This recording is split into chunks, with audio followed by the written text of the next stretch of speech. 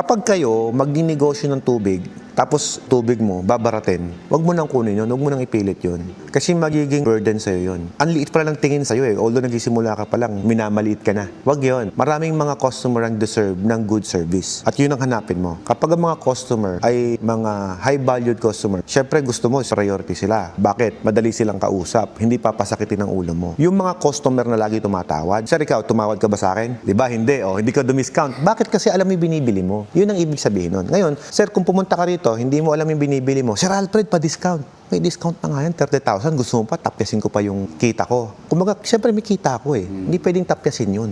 Yun yung nagpapa-utilize sa kumpanya para ituloy namin yung serbisyo na binibigay namin sa inyo. Ngayon, kung tatapyasin namin yun, sir, paano ka namin sa servisan? Kaya ibang mga company, ibang mga freelance technician, mga gumagawa rin ng ganyang negosyo, sir. Napansin mo, una, malakas biglang bagsak. So, paano yung mga customer?